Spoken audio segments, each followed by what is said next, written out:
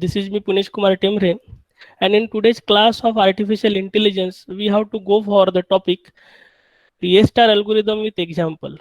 In earlier video, we have discussed regarding what exactly A-star algorithm is and what are its steps. Now in today's class, we have to go for illustration of one example by using A-star algorithm. So here, we have already studied that A-star algorithm is one of the best and a popular technique used for pathfinding and for graph traversal. It is particularly used for games and web-based maps. Also, it we have studied that it is the combination of DFS and BFS, that is, it is a best first search algorithm. And now, in today's class, we have to go for stepwise illustration for solving a problem related to pathfinding by using a star algorithm. So here we have given one problem. Somebody wants to get from point A to point B. So we have a state space, and within that we have 2 points, point A and point B. And somebody is there who wants to traverse from point A to point B. And what is there? There is a wall which separates these 2 points. और अगर graphically देखें तो graphically ये scenario कुछ इस तरीके से दिखेगा. तो यहाँ पे ग्रीन पोर्शन जो है, that is what our green field square. आप यहाँ देख सकते हैं, this green field square is a starting point.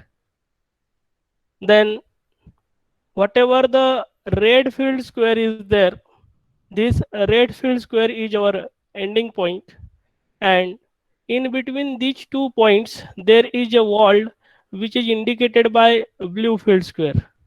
So this is what a wall. So now this is what a state space. Within this particular state space, we have a starting position which is indicated by green field square.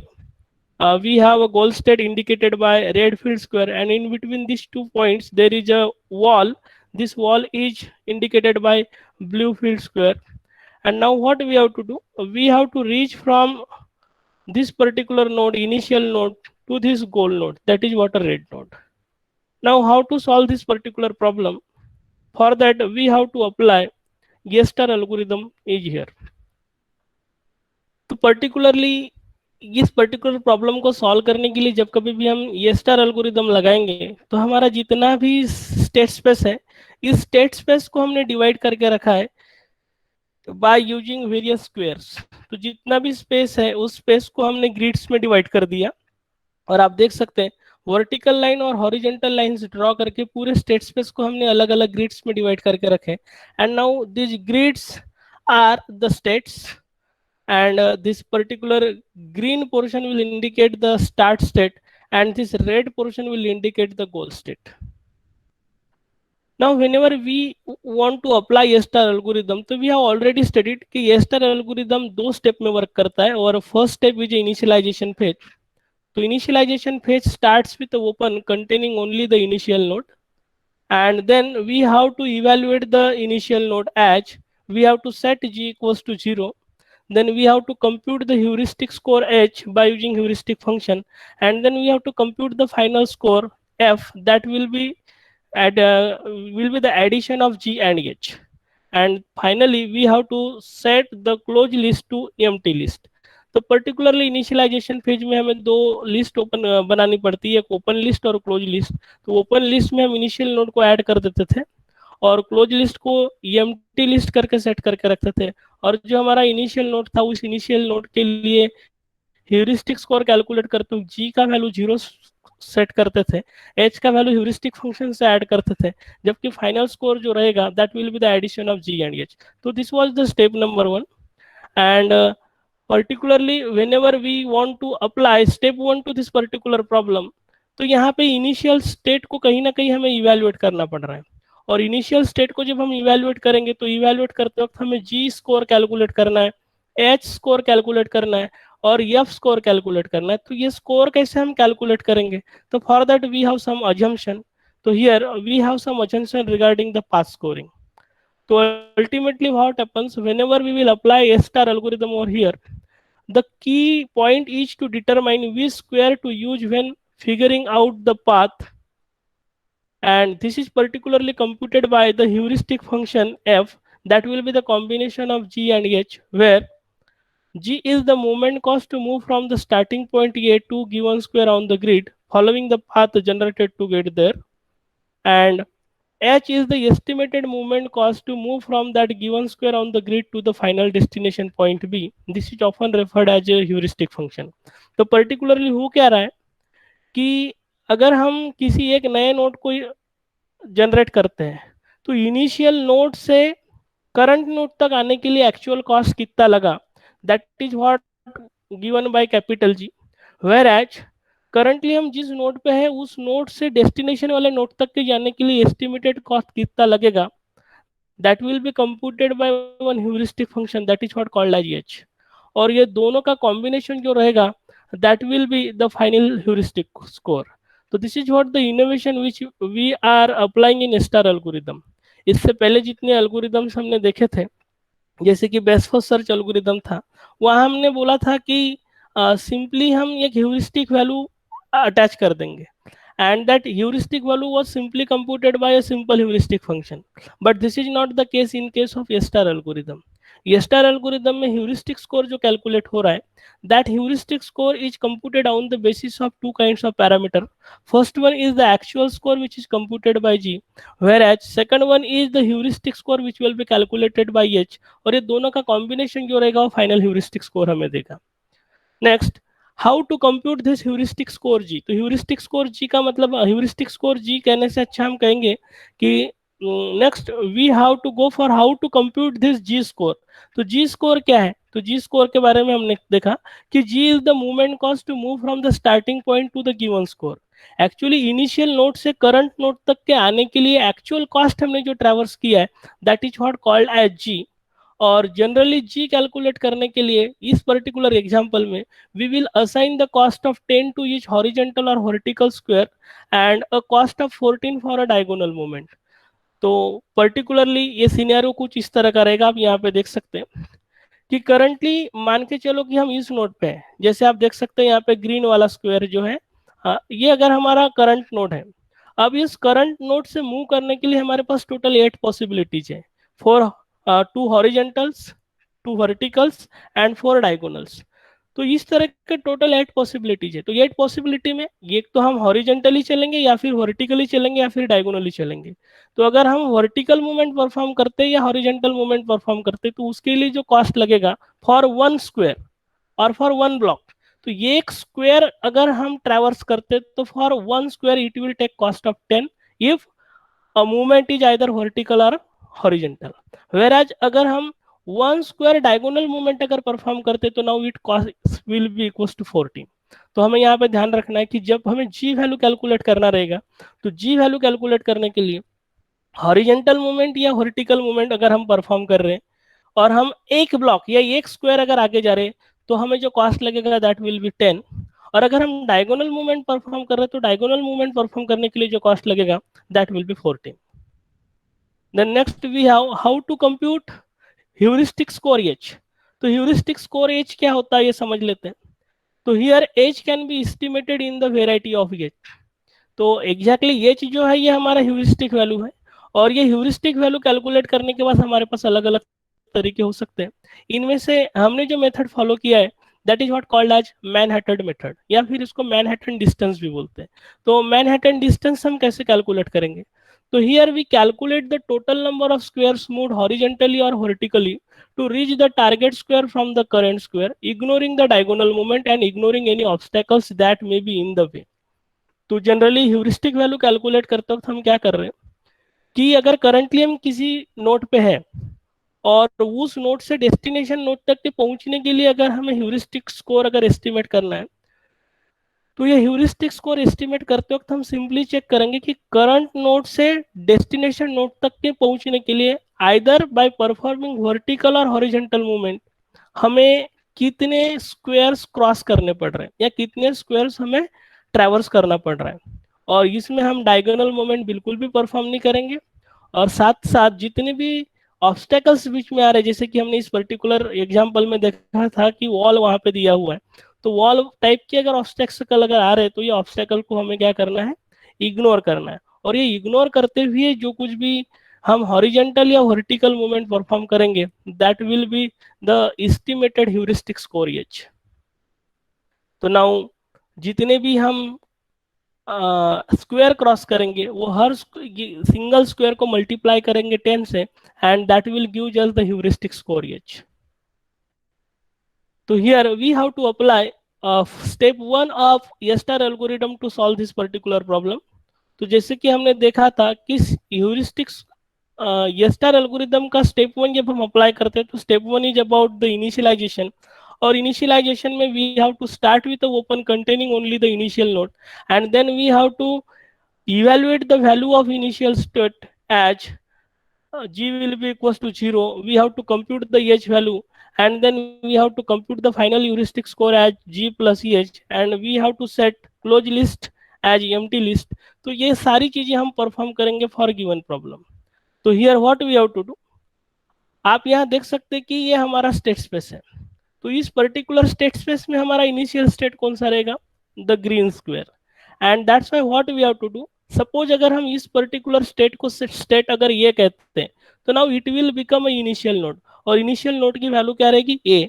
तो हमारा initialisation का सबसे पहला काम यह है कि जो भी इनिशियल स्टेट रहेगा उसको आपको ओपन लिस्ट पे डालना है and that's why here we have open list which will contain ये का मतलब it is a initial node. और मैं यहाँ पे अज्यूम करके चक्कर चल रहा हूँ कि जो भी हमारा ग्रीन स्क्वायर है that green square name is a and that's why we have to initialize open list with initial node. After that what we have to do, we have to evaluate this particular green square। तो इस green square को evaluate करते वक्त उसके लिए हमें scoring apply करना है। स्कोरिंग तीन तरह की रहेगी, जी स्कोर कितना रहेगा, एच स्कोर कितना रहेगा and on the basis of that हमें एफ स्कोर कैलकुलेट करना पड़ेगा। तो here we have to compute G score. तो जी स्कोर कितना रहेगा, तो जी स्कोर का कॉन्सेप्ट हमने देखा था कि जी एक मूवमेंट कॉस्ट है from initial state to the current state, यानी इनिशियल नोड से करंट नोड पे आने के लिए हमें टोटल मूवमेंट कितना परफॉर्म करना पड़ा। तो हमारा इनिशियल नोड कौन सा है, ग्रीन नोड, और हमारा करंट नोड कौन सा है, ग्रीन नोड। तो ग्रीन नोड से ग्रीन नोड पे जाने का कॉस्ट कितना लगेगा, 0 and that's why here we have g is equals to 0। Then second we have to compute the h value using the heuristic function. तो करंटली हम current node पे हैं, that is what node A, that is green square, और हमें जाना कहाँ पे है, रेड स्क्वायर पे। तो ग्रीन स्क्वायर से रेड स्क्वायर पे जाने के लिए ह्यूरिस्टिक स्कोर हमें कैलकुलेट करना है और जो ह्यूरिस्टिक स्कोर कैलकुलेट करने के लिए फंक्शन हम यूज करने वाले that is what the Manhattan distance function. तो मैनहट्टन डिस्टेंस फंक्शन में हम करते क्या है, तो थोड़ी देर पहले ही हमने डिस्कस किया था। मैनहट्टन डिस्टेंस फंक्शन में ह्यूरिस्टिक स्कोर कैलकुलेट करने के लिए करंट नोड से डेस्टिनेशन नोड तक के जाने के लिए हमको टोटल कितने हॉरिजेंटल या वर्टिकल मूवमेंट परफॉर्म करने पड़ते हैं ऐसे ब्लॉक्स आइडेंटिफाई करने, और वो नंबर ऑफ ब्लॉक्स को मल्टीप्लाई बाय हमें 10 करना है। तो that will give just the heuristic score. आप रिकॉल कर सकते हैं, हमने थोड़ी देर पहले ही पढ़ा था, आपको ये चीजें यहाँ दिखेगी। तो हियर जो ह्यूरिस्टिक स्कोर कैलकुलेट करने के लिए मेथड यूज कर रहे हैं वो है मैनहट्टन मेथड। और मैनहट्टन मेथड में हम क्या कर रहे थे, we calculate the total number of squares moved horizontally and vertically to reach the target square from the current square, ignoring the diagonal movement and ignoring the obstacle, getting it. And that's why what we have to do, अगर हमें heuristic score calculate करना है तो heuristic score calculate करते वक्त current node से destination node तक के पहुंचने के लिए हमें टोटल कितने हॉरिजेंटल या वर्टिकल मूवमेंट परफॉर्म करना है वो कैलकुलेट करना है। तो आप देखो अगर हमें यहाँ से यहाँ तक पहुंचना है तो नंबर ऑफ ब्लॉक्स जो मूव करने हैं वो होंगे 1 देन 2 देन 3 एंड देन 4। तो 4 मूवमेंट जब परफॉर्म करेंगे तब जाके हम रेड स्क्वायर पे पहुंच सकते हैं and that's why 4 number of blocks into 10 that will be 40 and 40 will be the heuristic score। And finally what we have to compute, we have to compute f and f will be equals to g plus h। So what is the value of g, 0 and h 40, तो g plus h will be equals to 40। and इसको अगर हम indicate करेंगे तो indicate कराने के लिए हम कुछ इस तरह का मेथड यूज कर रहे हैं। तो ये जितने भी हमारे पास ब्लॉक्स है हर ब्लॉक्स में हम आगे चल के डिस्टेंस लिखने वाले हैं।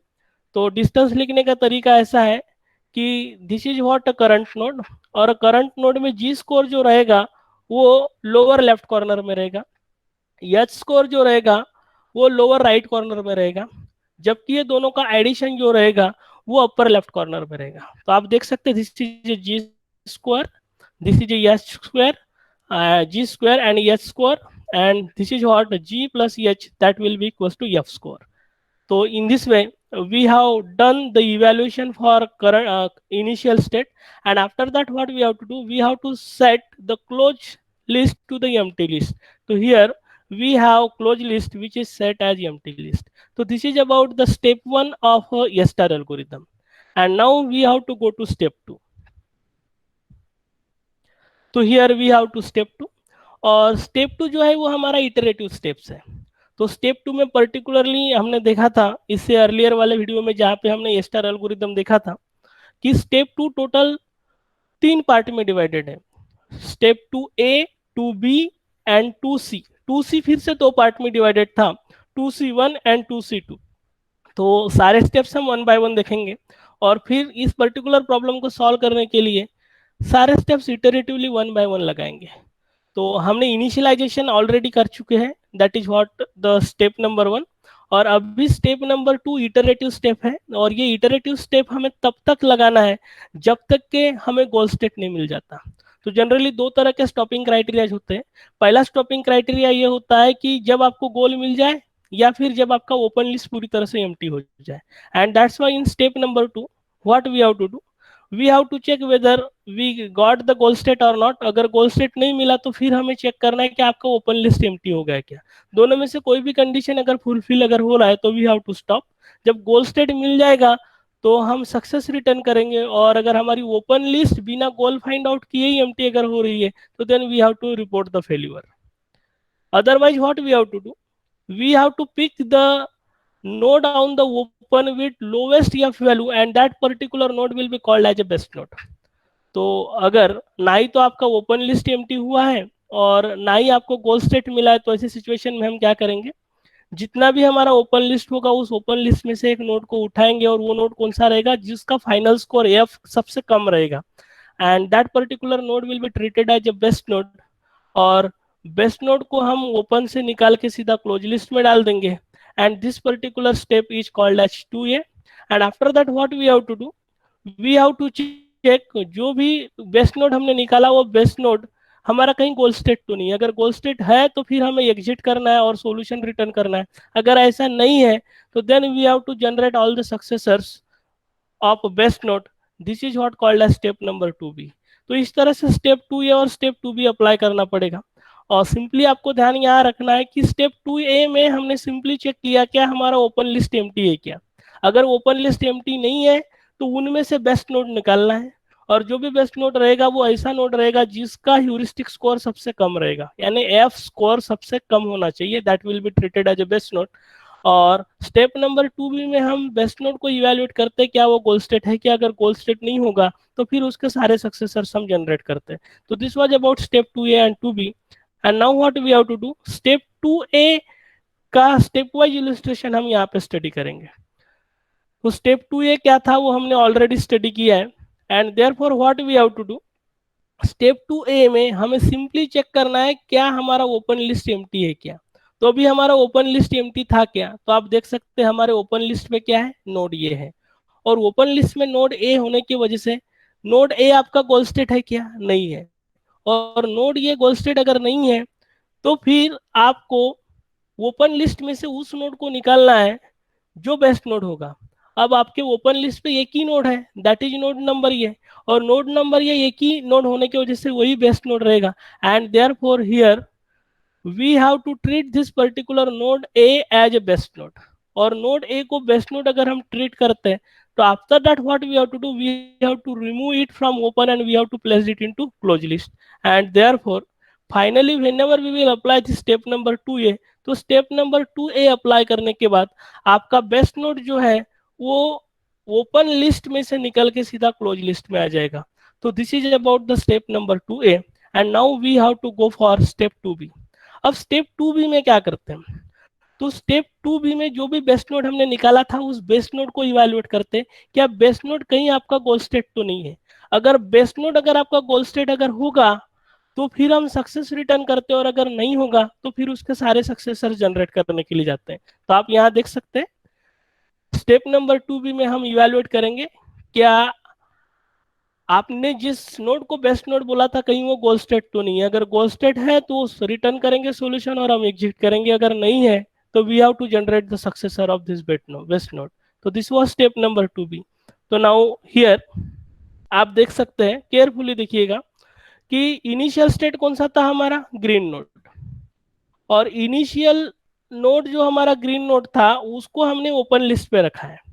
और उसको अगर ओपन लिस्ट पे अगर रखा था तो ओपन लिस्ट पे रखने के बाद जैसे हमने स्टेप 2A अप्लाई किया था, तो स्टेप 2A अप्लाई करने के बाद हमने देखा था कि स्टेप 2A में हमने देखा था कि बेस्ट नोड कौन सा रहेगा। तो बेस्ट नोड कौन सा था हमारा, नोड ये। और नोड ये को उठा के हमने उसको क्लोज लिस्ट में डाल दिया था। तो आप यहाँ देख सकते हैं जिस पर्टिकुलर स्क्वायर को हमने ब्लू कलर से रेक्टेंगल यानी ब्लू कलर की आउटलाइन मार के रखी, वो इंडिकेट कर रहा है कि ये पर्टिकुलर नोड क्लोज लिस्ट में गया है। And after that what we have to do, इसके सारे के सारे सक्सेसर्स हमें जनरेट करना है। तो जब इसके सारे के सारे सक्सेसर्स हमें जनरेट करना है तो इस पर्टिकुलर नोड से हम कहाँ कहाँ जा सकते हैं। तो चार पॉसिबिलिटीज है अगर हम हॉरिजॉन्टल एंड वर्टिकल मूवमेंट करते तब, और चार पॉसिबिलिटीज है अगर हम डायगोनल मूवमेंट परफॉर्म करते तब। तो टोटल सक्सेसर्स कितने जनरेट होंगे, 8। 2 हॉरिजॉन्टल, 2 वर्टिकल एंड 4 डायगोनल। तो this will be the 8 successors. Getting it. We have step 2C। तो पर्टिकुलरली स्टेप 2C जो है this is what related to the evaluation of successors. तो स्टेप 2B में जो हम सक्सेसर जनरेट करने वाले थे वो सारे सक्सेसर्स का इवैल्यूएशन करना और उनका heuristic score and final score calculate करना, ये सारा काम हम स्टेप 2C में परफॉर्म करते हैं। तो टॉप स्टेप 2C को फिर से दो पार्ट में डिवाइड करके रखे हमने, 2C1 एंड 2C2। तो 2C1 स्टेप जो है that is particularly related to जब कभी भी कोई सक्सेसर अगर हमने जनरेट किए तो वो सक्सेसर डुप्लीकेट हो रहा है क्या, यानी फिर से जनरेट हो रहा है क्या। तो कोई सक्सेसर ऐसा अगर होगा कि जो फिर से रीजनरेट हो रहा है तो फिर हम चेक करेंगे कि जिस रास्ते वो रीजनरेट हुआ है कहीं वो वाला रास्ता बेटर तो नहीं है as compare to previous one. अगर ऐसा होगा तो then we have to do all the updation. This particular mechanism we have to check in step number 2C1, whereas वाकई में कोई सक्सेसर अगर जनरेट हो रहा है तो वो सक्सेसर फर्स्ट टाइम जनरेट हो रहा होगा, तो that particular care is taken in step 2C2। तो here we have step 2C1। तो what we have to do, here we have to set successor to point back to best node, and this particular backward link will provide the recovery path once solution is found। तो particularly ये backward link set करने का reason यही है कि जब कभी भी हमें सॉल्यूशन पता चलेगा, जब कभी भी हमें सॉल्यूशन मिल जाएगा तो सॉल्यूशन मिलने के बाद पाथ जो कैलकुलेट करना होता है वो डेस्टिनेशन टू सोर्स कैलकुलेट करना होता है। तो रिवर्स पाथ फाइंड आउट करने के लिए ये वाला स्टेप हमारा यूजफुल रहेगा। And now what we have to do, जो भी सक्सेसर हमने जनरेट किया है उस पर्टिकुलर सक्सेसर के लिए हमें ह्यूरिस्टिक स्कोर कैलकुलेट करना है। और ये ह्यूरिस्टिक स्कोर कैलकुलेट करते वक्त it will be f of successor plus g of best node plus the cost of getting from best node to the successor। तो in this way we have to compute each value, and if successor is the same as any node on the open then we have to call it at hold। और फिर से अगर वो regenerate अगर हुआ होगा तो वो रीजनरेट होते वक्त वाकई में हमें अपडेशंस करना है या नहीं, that decision making we have to perform in step 2C1। whereas if we are going for step 2C2, so what we have to do, we have to check whether the successor was on the open, यानी open list पे वो successor already आया है क्या, वो check करना है। बाद में हमें चेक करना है कि वो सक्सेसर ऑलरेडी हमारे क्लोज लिस्ट पे आया है क्या। तो ये तरीका यानी ना ही आपका सक्सेसर ओपन लिस्ट पे इससे पहले आया है ना ही आपका क्लोज लिस्ट पे आया है, तो डेफिनेटली वो सक्सेसर ऐसा सक्सेसर होगा कि जो वाकई में फर्स्ट टाइम जनरेट अगर हो रहा होगा। और जनरेट फर्स्ट टाइम जनरेट होने वाला सक्सेसर अगर होगा तो at that time we have to compute it score by f of successor will be equal to the g of best node plus h of successor। अब ये exactly कैसे हो रहा है that we have to study with respect to the current problem. तो अभी हम देखेंगे step wise illustration for path finding for particular step 2C। तो इटरेशन 1 के लिए हम चेक कर लेते हैं कि स्टेप 2C कैसे वर्क करेगा। तो केयरफुली लिसन हियर, अभी तक के हमने एग्जैक्टली क्या किया है। तो इनिशियली जब हमने स्टेप 1 अप्लाई किया था तो स्टेप 1 में हमारा इनिशियल नोड जो था that was on the open list, और उसको ओपन लिस्ट से उठा के हमने क्लोज लिस्ट पे डाल दिया था, और उसके लिए हमने सारे स्कोर कैलकुलेट किए थे।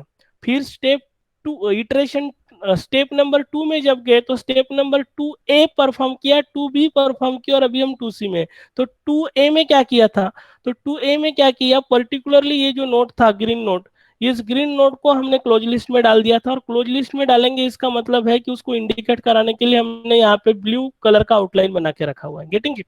आफ्टर दैट स्टेप 2 भी हमने परफॉर्म किया था। तो स्टेप 2 भी में हमने क्या किया, हमारा जो करंट नोड है, ये करंट नोड के सारे सक्सेसर्स हमने जनरेट किए, तो सारे के सारे सक्सेसर जनरेट हमारे हो गए। और अभी स्टेप 2C में जितने भी हमारे सक्सेसर है, तो टोटल सक्सेसर्स कितने हैं, 8। तो ये 8 सक्सेसर्स के लिए भी हमने यहाँ पे इवैल्यूएशन परफॉर्म किया। अब ये इवैल्यूएशन परफॉर्म करते वक्त देख सकते हैं आप कि पहला जो सक्सेसर रहेगा, सपोज मैं जहां पे पॉइंट कर रहा हूँ इस पर्टिकुलर सक्सेसर की बात कर रहा हूँ, तो this particular will be the first successor, then this will be the second, then this will be the third, then this will be the fourth. तो देखिए मैं इस तरीके से काउंटर क्लॉकवाइज चल रहा हूँ। Getting it? तो first, second, third, fourth, fifth, six, seventh and eight, ऐसे मेरे टोटल 8 सक्सेसर्स है। तो मैं पहले बात कर रहा था फर्स्ट सक्सेसर की, मान के चलो ये वाला सक्सेसर। तो क्या ये वाला सक्सेसर इससे पहले हमने विजिट किया था क्या? तो आंसर है नो। यानी ये वाला सक्सेसर ऐसा सक्सेसर है जो हमको फर्स्ट टाइम मिल रहा है। और फर्स्ट टाइम मिलने वाला सक्सेसर अगर कोई होगा तो ये वाला स्टेप जो चलेगा that will be the step 2C, 2। तो सक्सेसर जब मिल रहा है तो इस पर्टिकुलर सक्सेसर को हमें इवेलुएट करना है। तो इवेलुएट करते वक्त क्या करते हैं कि कोई भी सक्सेसर जब आपको फर्स्ट टाइम मिलता है तो उस सक्सेसर को हम ओपन लिस्ट पे डाल देते हैं। तो जितने भी यहाँ पे आप ब्लॉक्स देख रहे हो, हर ब्लॉक के लिए हमने ग्रीन कलर का आउटलाइन बना के रखा है। This is what this particular block has square has a green outline, this has a green outline, this has a green outline. तो जितने भी ब्लॉक्स हमारे पास है और जिनका आउटलाइन ग्रीन है, ये इंडिकेट कर रहा है कि वो सारे के सारे ब्लॉक्स कहाँ पे है। ये इंडिकेट कर रहा है कि ये सारे के सारे ब्लॉक्स जो है ये आपकी ओपन लिस्ट पे। तो प्लीज थोड़ा ध्यान दीजिए, जो वाला स्क्वायर का आउटलाइन ब्लू है वो वाला स्क्वायर क्लोज लिस्ट पे है, और जितने भी स्क्वायर्स का आउटलाइन ग्रीन है वो सारे के सारे स्क्वायर्स हमारे ओपन लिस्ट पे है। तो मान के चलो ये सारे के सारे 8 सक्सेसर जो है ये ओपन लिस्ट पे है। अभी हर एक के लिए ह्यूरिस्टिक स्कोर कैलकुलेट करना है। तो ह्यूरिस्टिक स्कोर कैलकुलेट करते वक्त आपको क्या करना पड़ेगा, सबसे पहले जी कैलकुलेट करना पड़ेगा, बाद में आपको एच कैलकुलेट करना पड़ेगा, और जी प्लस एच मिलने के बाद आपको एफ मिलेगा। तो देख सकते हैं जी यानी कौन सा, लोअर लेफ्ट कॉर्नर, एच यानी कौन सा, लोअर राइट कॉर्नर, और एफ यानी कौन सा, लोअर अपर लेफ्ट कॉर्नर। अब जी कैसे कैलकुलेट किया, तो जी कैलकुलेट करने का कॉन्सेप्ट ये था कि इनिशियल स्टेट से करंट स्टेट पे आने के लिए आपको कितना कॉस्ट परफॉर्म करना पड़ा। तो आप देखिए इनिशियल स्टेट कौन सा आपका ये, और इनिशियल स्टेट से करंट स्टेट पे आते वक्त आपने मूवमेंट कितना परफॉर्म किया, 1 ब्लॉक। और ये कौन सा मूवमेंट है, हॉरिजॉन्टल मूवमेंट। तो हमने बोला था कि जब कभी भी हम हॉरिजॉन्टल मूवमेंट परफॉर्म करेंगे तो कॉस्ट कितना असाइन करेंगे, 1 स्क्वायर के लिए 10। एंड दैट्स वाई हमने यहाँ से 1 स्क्वायर हॉरिजॉन्टल मूवमेंट परफॉर्म किए, इसलिए एक्चुअल कॉस्ट जो लगेगा that will be G is equal to 10। Second, current node के लिए आपको ह्यूरिस्टिक स्कोर एस्टिमेट करना है। तो करंट स्क्वायर के लिए ह्यूरिस्टिक स्कोर एस्टिमेट करते वक्त हमने बोला था कि ह्यूरिस्टिक स्कोर हम मैनहट्टन डिस्टेंस से कैलकुलेट करेंगे, और हम चेक करेंगे कि करंट नोड से डेस्टिनेशन नोड तक के पहुंचने के लिए हमें टोटल कितने स्क्वायर्स क्रॉस करना पड़ेगा। और याद रहे हमारे मूवमेंट एक तो वर्टिकल या हॉरिजॉन्टल होनी चाहिए, डायगोनल मूवमेंट हम बिल्कुल भी परफॉर्म नहीं करेंगे, और जितने भी ऑब्स्टेकल्स आएंगे सबको हम इग्नोर करेंगे। तो करंट नोड हमारा यहाँ पे, और यहाँ से अगर हमें यहाँ तक जाना है तो हमें कितने मूवमेंट परफॉर्म करने पड़ेंगे, यहाँ से यहाँ बोले तो 1, देन 2 एंड देन 3। तो 3 ब्लॉक के लिए कितना लगेगा, 10 plus 10 plus 10 that is 30। And that's why आप देख सकते हैं यहाँ पे H will be equal to 30। अब आप बोलोगे कि सर यहाँ पे बीच में तो वॉल आ रहा है, यस, लेकिन ह्यूरिस्टिक फंक्शन जब हम यूज करते हैं तो ह्यूरिस्टिक फंक्शन के वक्त हमने बोला था जितने भी ऑब्स्टेकल्स आएंगे वो सारे ऑब्स्टेकल्स को हम क्या करेंगे, इग्नोर करेंगे। एंड दैट्स वाई अभी ये वाला ह्यूरिस्टिक स्कोर कैलकुलेट करते वक्त इस ब्लॉक को, इस पर्टिकुलर वॉल को हमें इग्नोर करना है। एंड दैट्स वाई मूवमेंट कितना रहेगा, this will be the first, this will be the second, and this will be the third, and 3 into 10 will be equal to 30। और एच स्कोर कैसे calculate करेंगे, H will be equal to G plus H, तो 10 plus 30 will be equal to 40। That's why this particular successor you are getting the final score as 40। Better understanding के लिए फिर से मैं एक समझा देता हूँ। मान के चलो कि इस पर्टिकुलर सक्सेसर के लिए अगर हमें इवेलुएट करना है, तो इस पर्टिकुलर सक्सेसर के लिए इवेलुएट करते वक्त पहले तो कैलकुलेट कर लेते हैं जी। तो जी यानी कैसा कैलकुलेट करेंगे, करंट स्टेट से इस स्टेट पे आने के लिए आपको मूवमेंट कितना परफॉर्म करना है, हॉरिजेंटल, सॉरी वर्टिकल। यहाँ से इस पर्टिकुलर स्क्वायर के लिए हम कंसीडर कर लेते हैं, तो इस पर्टिकुलर स्क्वायर पे इनिशियल नोड से करंट नोड पे आने के लिए आपको मूवमेंट कितना परफॉर्म करना पड़ा, वर्टिकल 1 ब्लॉक, और वर्टिकल 1 ब्लॉक का मतलब क्या होगा 10। अब अभी आपको यहां से यहां तक पहुंचना है, इसके लिए ह्यूरिस्टिक स्कोर कैसे कैलकुलेट करेंगे, तो आप देखो करंट नोड आपका होगा ये वाला स्क्वायर, गोल स्टेट होगा आपका ये वाला स्क्वायर। अब आपको यहां से यहां पहुंचना है, तो यहां से यहां पहुंचने के लिए आपके पास दो कांस्टेंट है। पहला कांस्टेंट ये है आप ओनली हॉरिजॉन्टल या वर्टिकल मूवमेंट ही परफॉर्म कर सकते हैं, और सेकंड बीच में ऑब्स्टेकल आएंगे तो आपको उसको इग्नोर करना है। ऐसा शॉर्टेस्ट पाथ आपको ढूंढना पड़ेगा, ऐसा शॉर्टेस्ट पाथ कौन सा होगा। तो हो सकता है कि आप यहाँ से यहाँ गए, फिर यहाँ गए, फिर यहाँ गए, फिर यहाँ गए, फिर यहाँ गए, गेटिंग इट। देखो यहाँ से यहाँ बोले तो 1, then 2, then 3, then 4, then 5. That's why you are getting this heuristic score as 50. And 10 plus 50 दोनों को अगर मिला दोगे तो now it will become 60. Therefore final score जो मिल रहा है you are getting it at 60. You are getting it. So this is about how to do the evaluation of a square or of a successor. Better understanding के लिए फिर से एक और समझा देता हूं मैं। मान के चलो कि हमारा करंट नोड जो है यानी करंट सक्सेसर जो है वो ये वाला है, तो यहाँ के लिए इस पर्टिकुलर स्क्वायर के लिए इवैल्यूएशन कैसे किया वो हम समझ लेते हैं। तो इस पर्टिकुलर स्क्वायर को अगर हम करंट नोड बोल देते हैं, तो यहाँ से यहाँ तक पहुंचने के लिए आपको एक्चुअल कॉस्ट कितना लगा फ्रॉम इनिशियल स्टेट। तो इनिशियल स्टेट कौन सा आपका, ये यहाँ से यहाँ जाने के लिए आपने डायगोनल मूवमेंट परफॉर्म किया, और डायगोनल मूवमेंट परफॉर्म करने के लिए आपने कॉस्ट जो लगी वो दैट विल बी 14, क्योंकि हमने काफी पहले ही इस वीडियो के शुरुआत में डिस्कस किया था कि पाथ स्कोरिंग कैसे करेंगे। एक्चुअल स्कोर यानी जी अगर कैलकुलेट करना है तो जी कैलकुलेट करने के लिए आपके पास दोनों पॉसिबिलिटी है, वर्टिकल, हॉरिजॉन्टल या फिर आप डायगोनल, यानी तीनों पॉसिबिलिटी हम परफॉर्म कर सकते हैं। लेकिन अगर ह्यूरिस्टिक स्कोर कैलकुलेट करना है तो हमारा रिस्ट्रिक्शन है, we can move only horizontal और only vertical, and that's why अगर हमने जी कैसे कैलकुलेट करना वो तो समझ लिया, लेकिन अभी एज कैसे कैलकुलेट करेंगे इस स्टेट के लिए अगर आपको समझना है, तो आपको इस पर्टिकुलर नोड से यहाँ तक के जाना है, तो that is what a destination node. तो करंट नोड से डेस्टिनेशन नोड तक के अगर आपको जाना है तो what you have to do, आपको यहाँ से यहाँ तक जाते वक्त हॉरिजॉन्टल मूवमेंट ऐसा परफॉर्म करना पड़ेगा, देन वर्टिकल। तो हॉरिजॉन्टली कितना चला, 1 2 3, एंड वर्टिकली 1, दैट इज 4। तो दैट्स व्हाई 4 ब्लॉक्स आपको मूव करने पड़े, इसलिए आपका एच जो बनेगा that will be the 40, and now 14 plus 40 will be equals to 54, तो 54 will be the final score, getting it. तो this is about the step 2C of iteration 1. And now what we have to do, जब हम second iteration में जाएंगे तो second iteration में फिर से हम स्टेप 2 ये अप्लाई करेंगे। तो चेक कर लेते हैं कि स्टेप 2 ये कैसा अप्लाई होगा। तो आप यहाँ देख सकते हैं स्टेप 2A। तो स्टेप 2A में क्या करेंगे, जितने भी सक्सेसर्स हमने जनरेट किए, तो स्टेप 2A के शुरुआत में समझ लो कि आपका ओपन लिस्ट पे कौन रहेगा और क्लोज लिस्ट पे कौन सा रहेगा। तो आप देख सकते हैं यहाँ पे जितने भी ब्लॉक्स यहाँ पे हैं ये सारे के सारे ब्लॉक्स हैं, 8 सक्सेसर जो है हमारे ओपन लिस्ट पे है, जबकि ये ग्रीन वाला नोड जो है वो हमारा क्लोज लिस्ट पे है।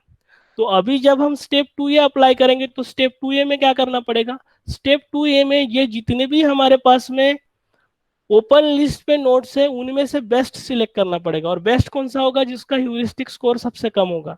तो ह्यूरिस्टिक स्कोर जिसका सबसे कम है ऐसा नोट कौन सा होगा, दिस वन, दैट इज 40। क्यों, क्योंकि इसके लिए 54 है, इसके लिए 60 है, इसके लिए 74 है, सबसे कम किसके लिए, इसके लिए कितना है 40। And that's why now this particular node will be treated as best node whenever we will go for iteration 2। And therefore अगर हम इटरेशन 2 के लिए जाते हैं तो आप देख सकते हैं कि इस पर्टिकुलर नोड को हमने बेस्ट नोड बनाए। अब बेस्ट नोड आपको कैसे पता चलेगा, जिस पर्टिकुलर ब्लॉक को हमने ब्लू कलर से आउटलाइन करके रखा है, तो ये हमारा क्लोज लिस्ट पे है। तो स्टेप 2A में इसको हमने बेस्ट नोड करके सिलेक्ट किया, और स्टेप 2B जब परफॉर्म करेंगे तो इसको हम क्लोज लिस्ट में डाल देंगे। तो इसलिए ये पर्टिकुलर नोड जो रहेगा ये हमारा क्लोज लिस्ट में चले जाएगा। और स्टेप 2B में क्या करना पड़ेगा, इस पर्टिकुलर नोड के सक्सेसर हमें जनरेट करने पड़ेंगे। तो now we have to go for step 2B of iteration 2। तो हियर इटरेशन 2 का स्टेप 2 भी आप देख सकते हैं। इसके अभी हमें टोटल 8 सक्सेसर जनरेट करना है। अब इसके 8 सक्सेसर अगर जनरेट करना है तो करंट नोड कौन सा रहेगा हमारा, ये। अब इसके 8 successor, current node means best node, तो इसके 8 सक्सेसर्स कौन से जनरेट करेंगे? तो मैंने बोला था कि हम काउंटर क्लॉकवाइज चलेंगे, तो first will be the this one. तो आप देख सकते हैं first will be the this one. क्या हम इसको एक्सप्लोर कर सकते हैं क्या? नहीं। क्यों? क्योंकि ये क्या है, ऑब्स्टेकल है। क्या इसको एक्सप्लोर कर सकते हैं क्या? नहीं, ऑब्स्टेकल है। इसको ऑलरेडी हमने एक्सप्लोर किया है। क्यों? ये ऐसा वाला नोड है जो ऑलरेडी हमारे ओपन लिस्ट पे है। ये ऐसा नोड है जो ऑलरेडी हमारे ओपन लिस्ट पे है। इसको तो क्लोज लिस्ट पे हम ऑलरेडी डाल चुके हैं। ये भी ऑलरेडी ओपन लिस्ट पे आ चुका है और ये भी ऑलरेडी हमारे ओपन लिस्ट पे आ चुका है। तो that's why in step 2 B में ऐसा कोई नोड हमको मिलेगा ही नहीं कि जो हमारे लिए नया होगा। और जब हम स्टेप 2 भी परफॉर्म करेंगे तो स्टेप 2 बी में कोई नया सक्सेसर जनरेट ही नहीं होगा। और स्टेप 2 सी, इटरेशन 3 के स्टेप 2 सी में जब हम इनको इवेलुएट करने की बात करेंगे तो इवेलुएट करते वक्त कोई भी नोड हमें नया नहीं लगेगा।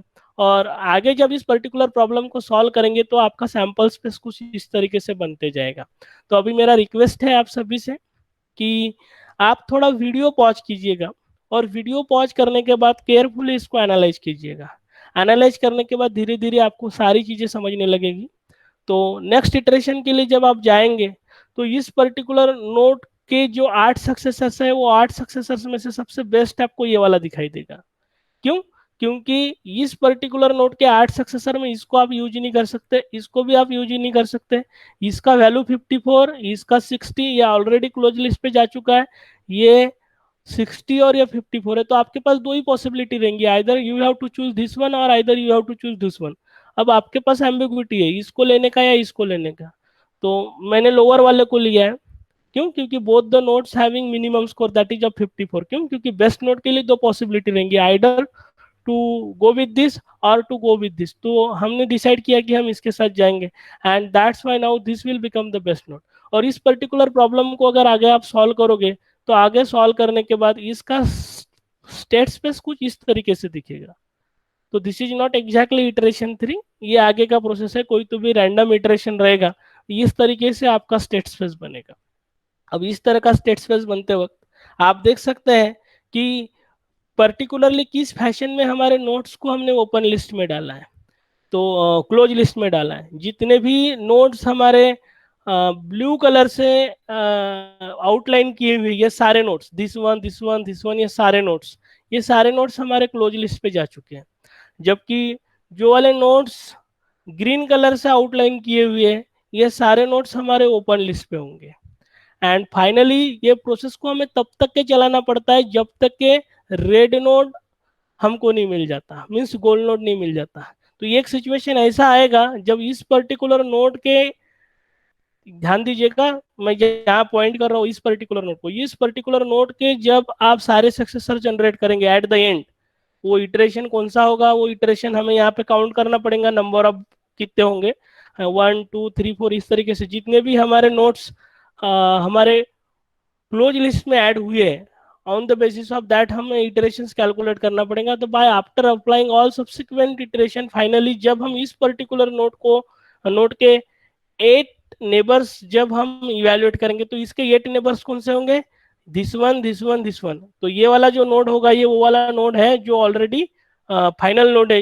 And finally what we have to do, as soon as we will get the goal node on open list then we have to perform the back tracking, इसलिए हमने वो बैक पॉइंटर सेट करके रखा था। तो अभी आप देख सकते हैं यहाँ पे कि इस पर्टिकुलर नोड का पेरेंट कौन, तो ये इंडिकेट करा है, इसका पेरेंट कौन है ये, और इसका पेरेंट कौन है ये, इसका पेरेंट कौन है ये, इसका पेरेंट कौन है ये, इसका पेरेंट ये। आप देखो यहाँ पे ये पॉइंटर्स हमने सेट करके रखे, इसका पॉइंटर कौन सा ये, and that's why now this will become the path. और ये चीज आपको यहाँ पे दिखेगी।